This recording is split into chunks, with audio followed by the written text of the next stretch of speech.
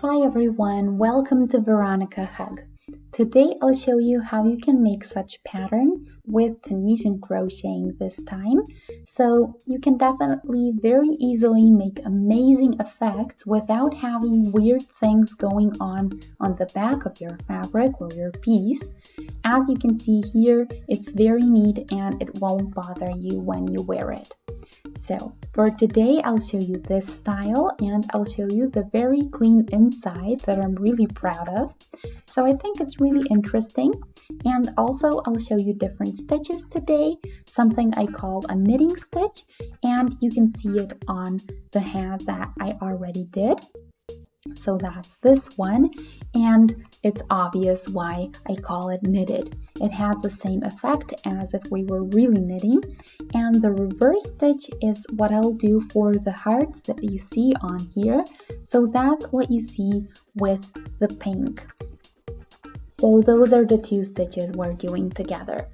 For that, you'll need a doubled needle for Tunisian crocheting or a doubled hook. This one is out of metal and it has two sizes. So on the thicker side, it's 4 millimeters thick, and on here 3 millimeters, and I'll use the 4 millimeter side for the stitches and the 3 millimeter side will be for pulling the thread through. The wool I'm using is Woolly Hugs Charity. It's 75% wool and 15% polyamide, 10% polylactic. It's 50 grams per 100 meters or 1.8 ounces and 110 yards. What I like about it is that it can be washed at 40 degrees Celsius, so that's why it's one of my favorites to do such projects with. So for this hat, I used one spool per each color. You can of course do a pom-pom on top if you'd like. There is a little bit left over for that, or other decorative elements of your choosing. I think it looks great as it is, so stripes are also very easy to do and you'll see that today. For this hat, so this one is a kid size at around 1 year of age, so it's 19 centimeters in its width, and if you double that you get 38 centimeters. So this is for a head circumference of about 40 to 42. So that's what we have here and what I already did and have here to display as an example. Here I did a bigger kit size, so I used one spool of the dark blue here and one of the gray shade as well. Here they are. And the white section was 2 spools, but you'll have a bit left over for pom-poms or other projects then. Okay, so if you want to see how you can make this hat in Tunisian crocheting all by yourself, stay tuned.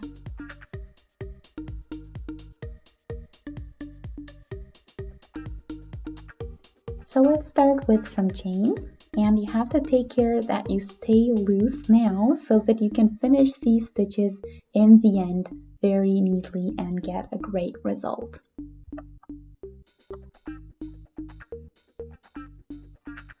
We need 80 chains.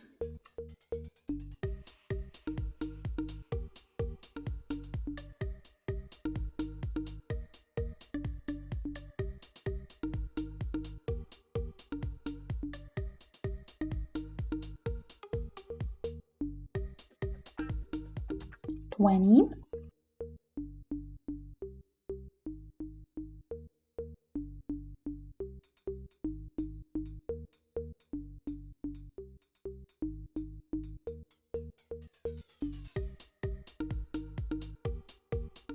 $40,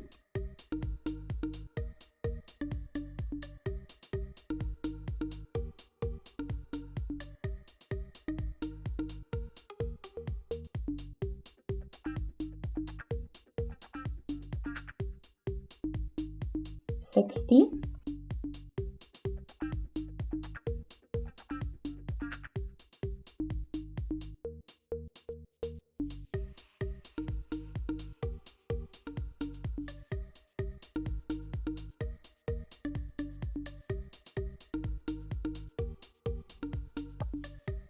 and 80. And now we can close it into a round. So make sure that your chains have no twists. Make sure you check that.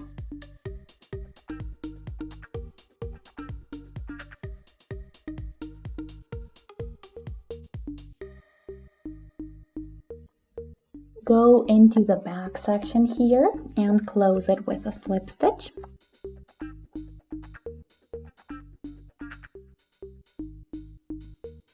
This loop on our needle is our first chain for our first Tunisian round, or the starting round, so we want to start new stitches out of these stitches.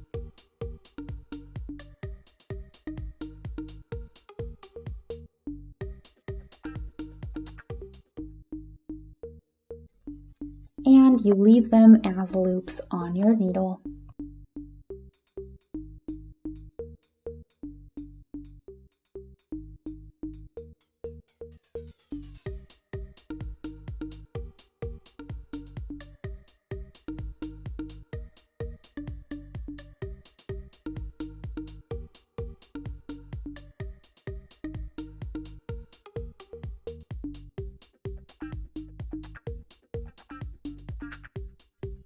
When you get your needle pretty full with all of your stitches, then you can just pull the thread through. For those who are just starting with Tunisian crocheting, I recommend you check out the beginners videos I already did on my channel. You can watch a couple of them I did on Tunisian crocheting, especially the ones for Tunisian crocheting in rounds.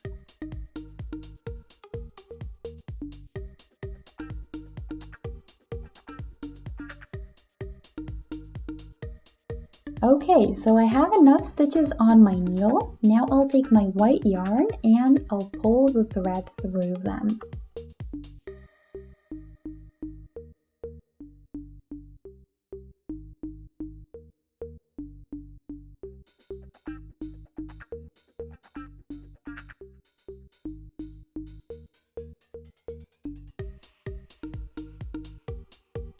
I'm doing 2 at a time.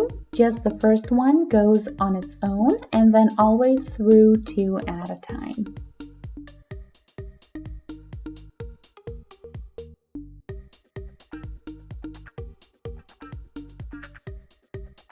And you see how I'm reducing the number of stitches on our needle.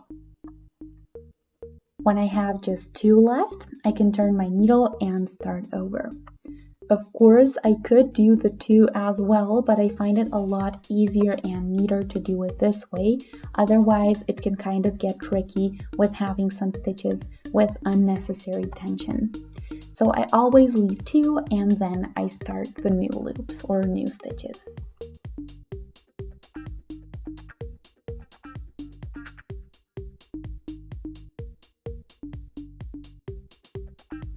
This first row or round in this case is the trickiest one, so once you finish that, it'll get a lot easier to work with.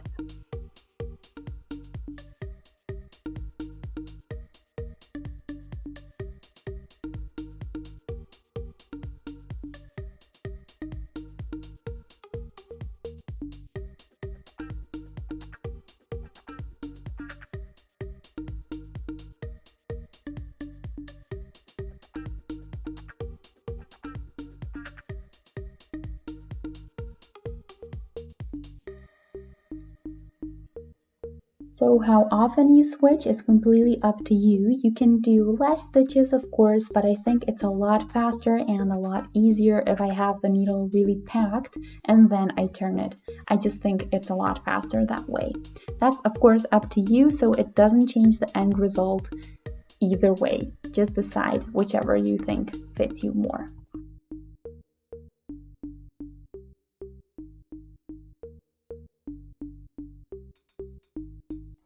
So let's turn now.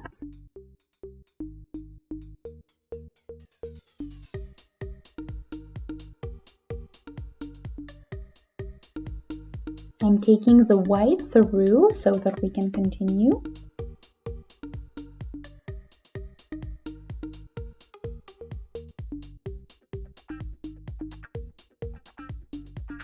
This stays the same regardless of the stitch type, especially when we're doing Tunisian crocheting in rounds.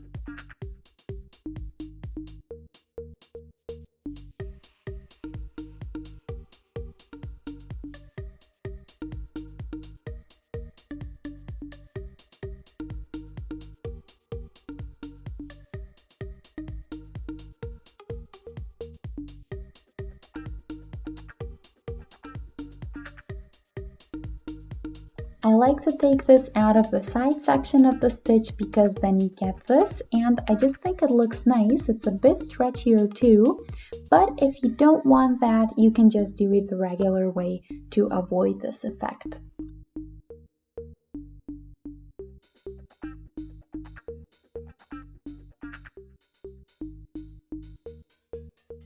This again depends on what you want in the end.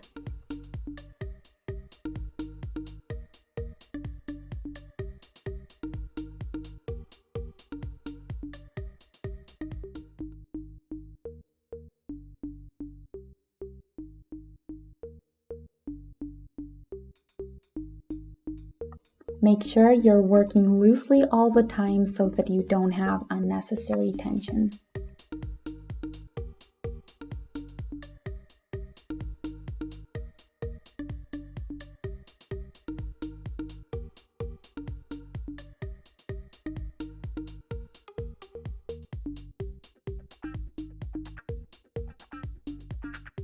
Let's finish up the round now so that I can show you the pattern itself.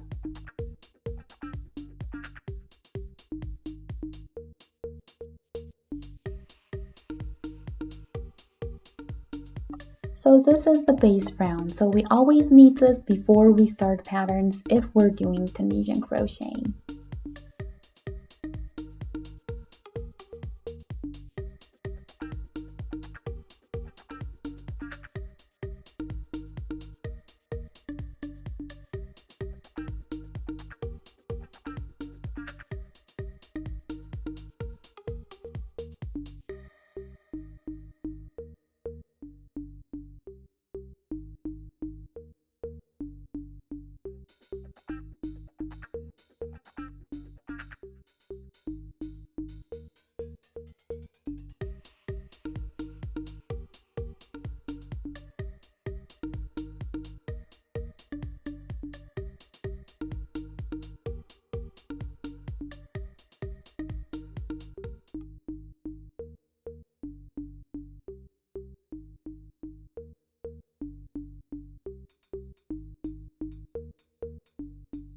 Take a look now, check for twists, and then you can do the first loop in the base pattern.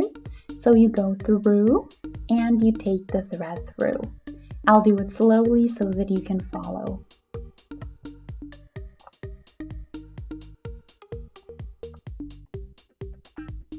So the fact that we don't have the white thread here doesn't change anything. The first pattern row starts here.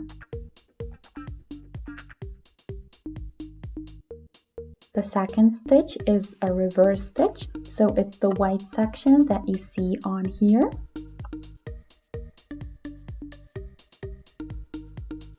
So let's take our needle and go through the back of the stitch and take the thread through. Then again to the front and again to the back. So we keep changing between the simple stitch and the reverse stitch.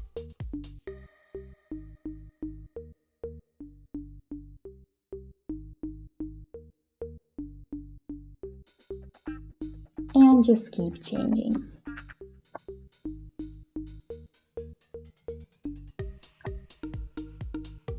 We can also turn and free up our hook a bit.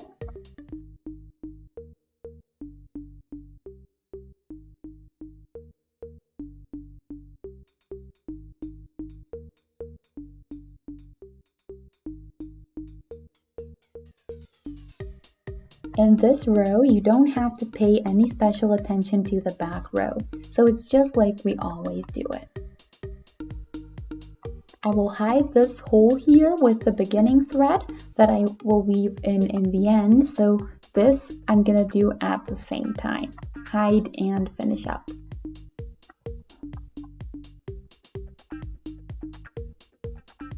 Here is my last stitch. That was a reverse one, so we're now continuing in the base stitch.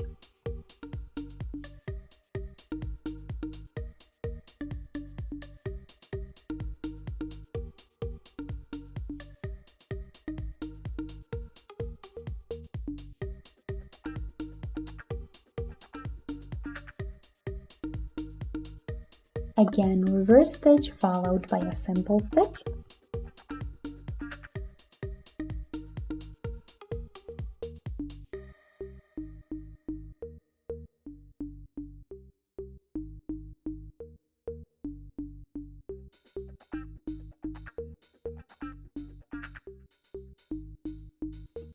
Also, if you like this project, feel free to check out my channel. I do a whole lot on crocheting, Tunisian crocheting, knitting as well. So if you're interested, feel free to take a look.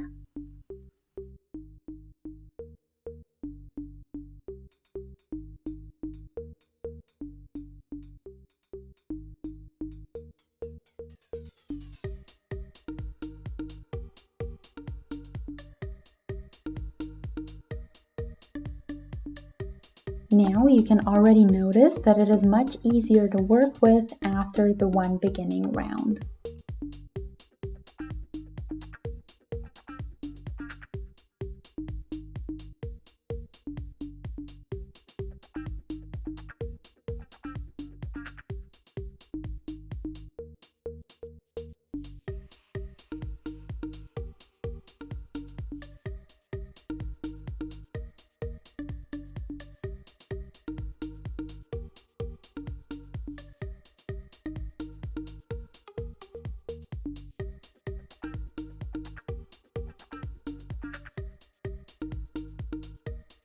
Turn, my needle is packed, let's free it up.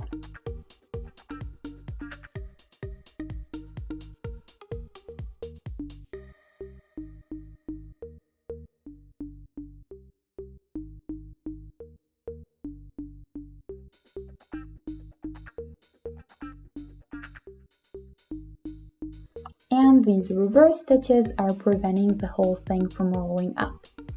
If we did just the simple stitches now, they would roll up on us, and that's not something we want today. So if you're familiar with regular knitting, sometimes that can happen too, so you probably know it already. So the same happens with Tunisian crocheting, and that's why we're doing it this way, so that we can get a nice round that doesn't roll up.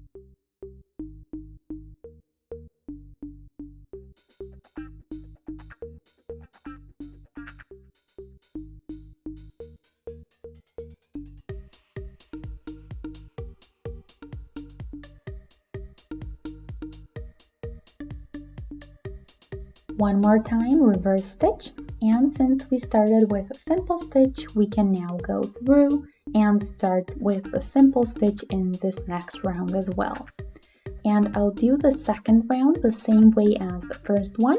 So one simple stitch, one reverse, and I'll do that way 2 rounds for now, and one third one, and then, or actually I'll do 4 so that we can make this bigger. Since this is a really infant size, we're going to make a bigger one.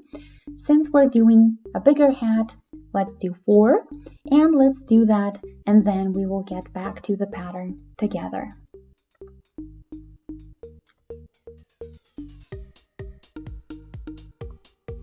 So here are the 4 rows in the same manner. So you see what it looks like, and we can now continue with 1 round in just knitting stitches, nothing else, just the knitting stitches.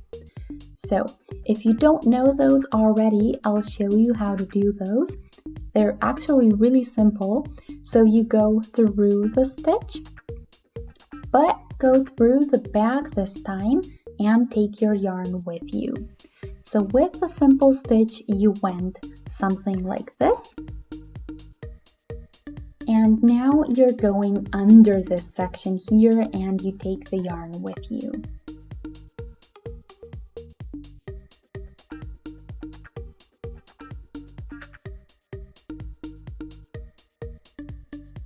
And you again just keep doing this till you finish the row.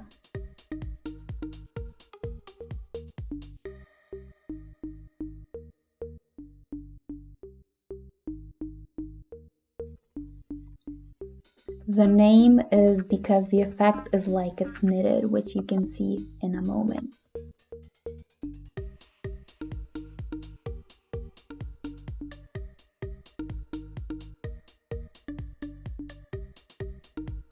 The back part, or the part where you take your yarn through, is always the same.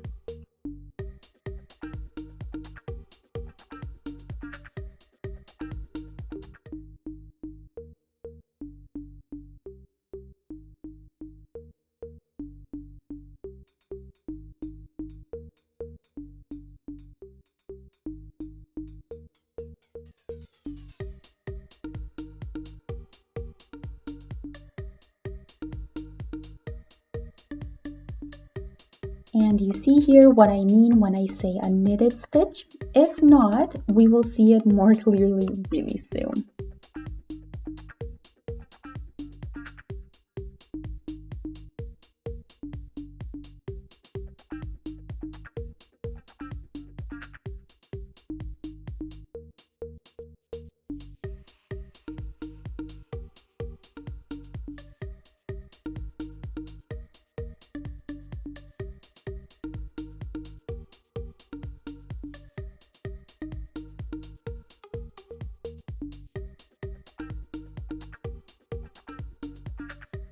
And we will do this for the entire round, and then I'll start with the pattern and with our third color too.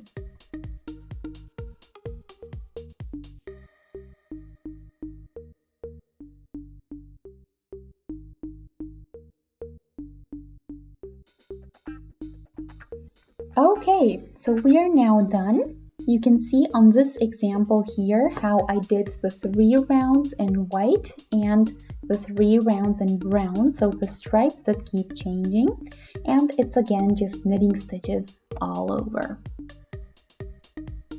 The hearts here I did in reverse stitches, and I'll show you how to do that too. So I have 4 hearts per each section, and I always did 16 stitches in between so that I get a heart in between those 16 stitches. So you see here up close what they look like, and we get this effect easily by doing just regular reverse stitches. So all of the other stitches that you see on here, we are actually doing in knitting stitches, and the hearts as a reverse stitch. So you see I started with the brown row here on the bottom, and this one stitch turned into 3, then 5, then 7, and so on. So this is all that there is to it. So you don't have to do anything weird on the back. So that's how we get a super neat result that also looks amazing from the front. So yeah, anyway, the hearts are here. In my case, I decided to do them across the 16 stitches, so that's the size that you see here, and that's how you can get 4 hearts per each heart row, so to speak, and then you keep working it upwards until you want your reductions. And this, of course, depends on your size that you're doing. So in my case, I actually started the reductions after the second heart row, and I'll see. So the first reductions start at 14 centimeters after the beginning. Now we will continue with the gray, so we will do 4 reverse stitches.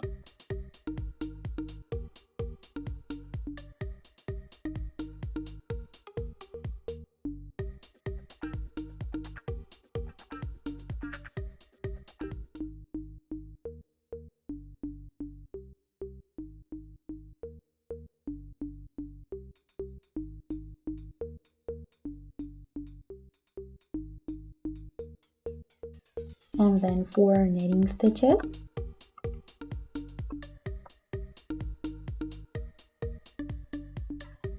and then again reverse.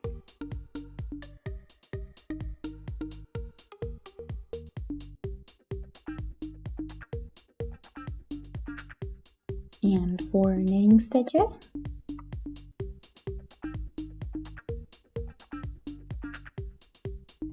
and now again our 4 reverse stitches.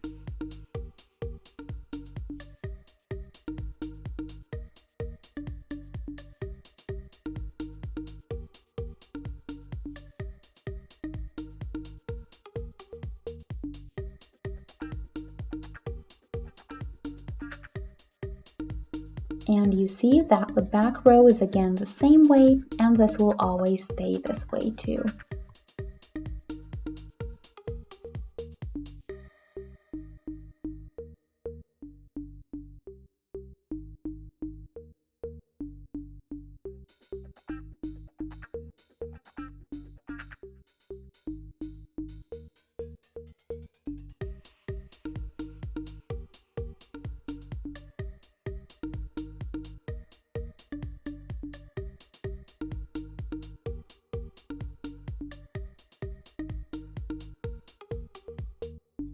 And then we do 4 reverse stitches and then again 4 knitting stitches. And that's how you always keep going.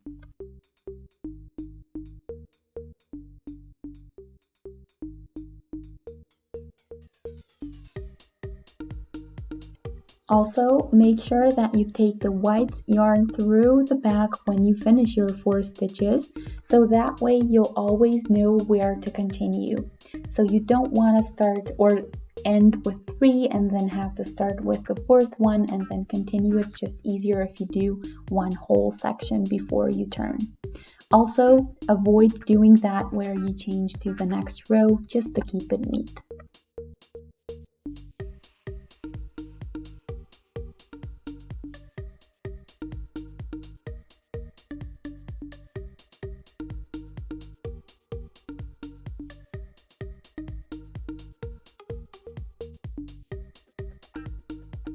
So it's always 4 reverse stitches and 4 knitting stitches.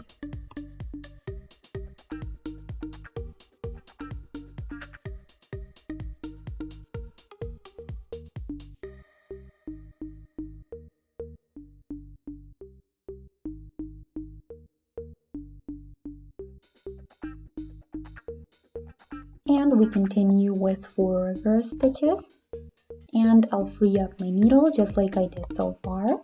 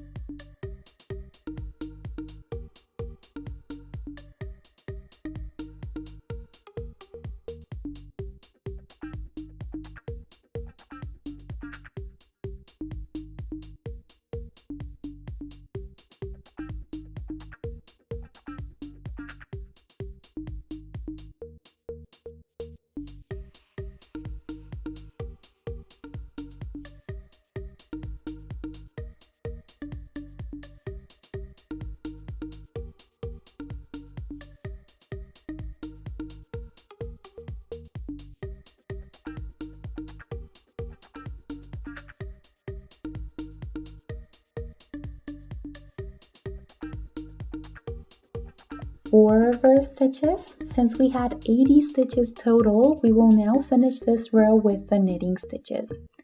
If you decide to do a different size and therefore a different number of stitches, it might be a good idea to keep a number that's divisible by 8, just so you can keep this easy to track of. Now I'll do 4 rows in the gray, One I already have, and now I'll switch the spot to do one after the 6th. I'll show you what I mean.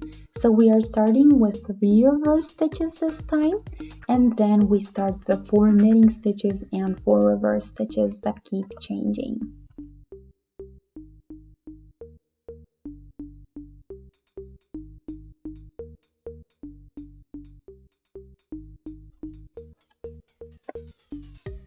By doing this, we are moving the pattern by 1 stitch at a time.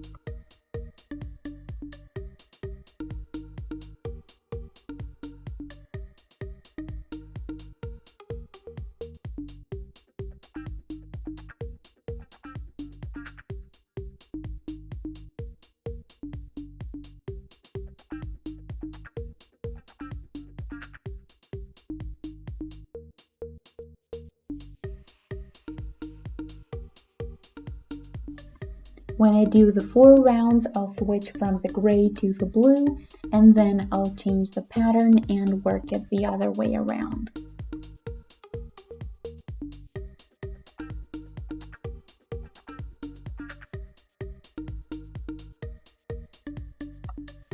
Maybe that sounds a bit complicated, but when you see it, then you'll know what I mean, and it's actually really easy when you get to see it.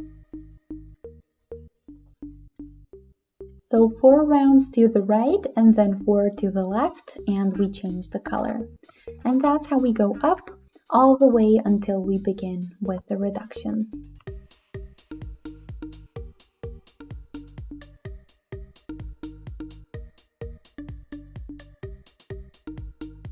Okay, so I'm at 17 centimeters since the beginning, so we'll start the reductions in part 2, so make sure to stay tuned for that.